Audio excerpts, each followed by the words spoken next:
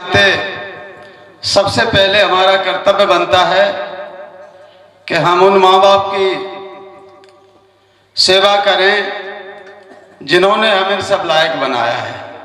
तो सबसे पहला धर्म है हम मृत्यु भोज करें, इससे पहले उनके जीवन में इतनी सेवा करें कि उनका अंत समय हमसे कम से कम प्रसन्नता पूर्वक संतुष्ट रहे। मैं ऐसी परम देवी स्वरूपा माँ के उद्धार के लिए भगवान श्री से प्रार्थना करेंगे कि उनके आत्मा को शांति मिले। आदरणीय बंधुओं, मृत्यु भोज आखिर बंद क्यों कर दिया अमीन साहब ने, बड़ा प्रश्न है। इस विषय पे हमारे सभी साथी लोगों ने अपने अपने विचार रखे। सबके बहुत सटीक, सही, समय के अनुकूल जवाब हैं। मैं एक अपनी बात कहना चाहता हूं। अभी बात आई थी, मेघ सिंह जी भाई साहब का कहना था कि हम जो चार भाग हैं मनुष्य के, सामाजिक, आध्यात्मिक, आर्थिक और राजनीतिक, और चारों हिस्सों में हम पिछड़े हैं। तो पिछड़े होने का मूल कारण मानवेंद्र जी ने बताया था कि शिक्षा इसका मूल कारण है। अब हम शिक्षा अपने बच्चों को कैसे दिलाएं? बड़ी स्थिति खराब है। मृत्यु भोज करेंगे तो शिक्षा नहीं मिल पाएगी, और शिक्षा ग्रहण करेंगे तो मृत्यु भोज नहीं मिल पाएगा, और मृत्यु भोज नहीं करेंगे तो समाज नाराज हो जाएगा। बड़ी विषम परिस्थिति है। परंतु एक साहसी पुरुष को परिस्थितियों से लड़ने का मौका मिलता है। हम सबको संघर्ष करके अनुकूल परिस्थितियों का निर्माण करना है। इसलिए निर्माण करना है कि शिक्षा के संसार में हमारा प्रवेश होना बहुत जरूरी है। हम देखते हैं, अभी हम सोशल मीडिया पर जब देखते हैं तो चारों तरफ से हमारे ऊपर प्रहार हो रहा है। उनमें से एक हमारे मानवेंद्र जी ने बताया सूदखोरी का आक्रमण। हम बड़ी मेहनत से धनार्जन करते हैं, बड़ी मेहनत से पैसा कमाते हैं, सूदखोर ले जाता है, कुछ थानेदार लूट लेता है। अगर हमने कोई गलती छोटी सी कर दी, बैनामा करवाया तो दाखिल खारिज करने के लिए पटवारी लूट लेता है, और किसी अच्छे नेता के चक्कर में पड़ गए तो नेता भी हमको लूट लेता है। यहाँ लाहौर में हम देख रहे हैं, लगातार हमें लूटना पड़ता है। काफी दिन से हम देख रहे हैं, और वो लूटने की प्रक्रिया सतत रूप से आज तक अनवरत रूप से चालू है। हम आज भी लूटने से नहीं बचें, ये हमें अच्छा ध्यान रखना चाहिए। हमें अपने दिमाग को बिल्कुल स्वच्छ रखना चाहिए।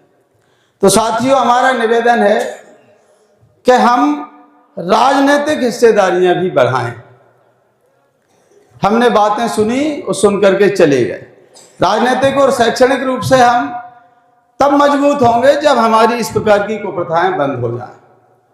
कुप्रथाएं बंद कैसे होगी?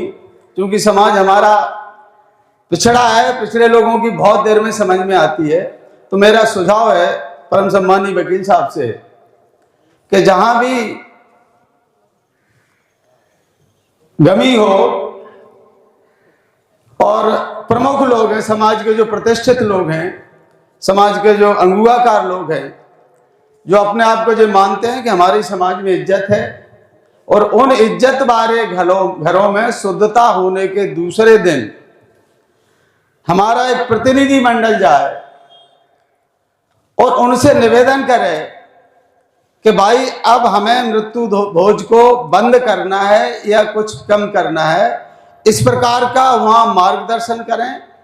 वहाँ आवश्यकता पड़े तो हल्का सा दबाव भी बनाएं, और पूर्णतः न रुक सके तो कम से कम छोटी तेरवी हो, इस प्रकार का वहाँ प्रयास किया जाए।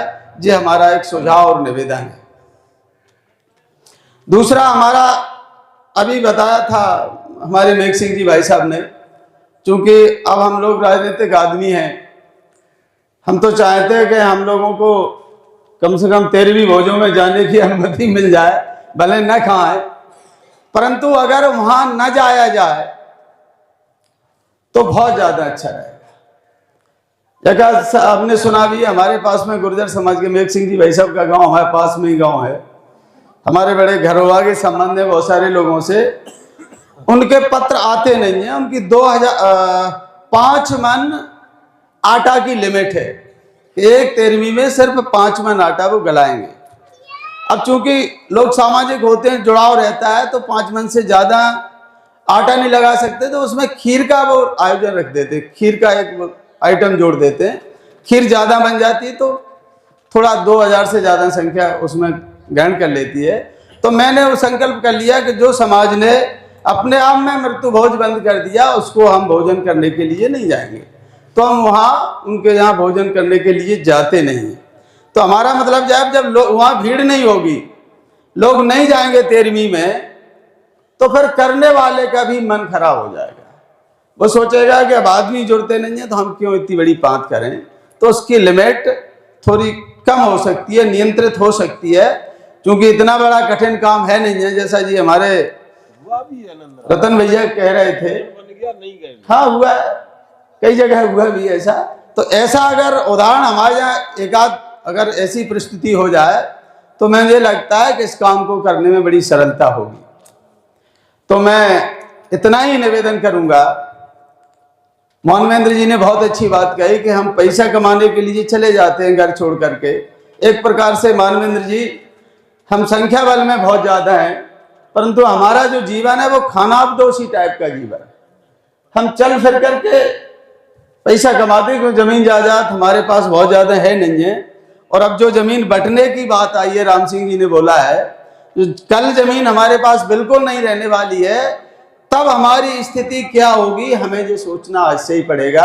इसलिए ये सारी कुरीतियां और कुप्रथाओं का हम त्याग कर दें, पढ़ाई में लग जाएं और नेतागिरी में जरूर लग जाएं।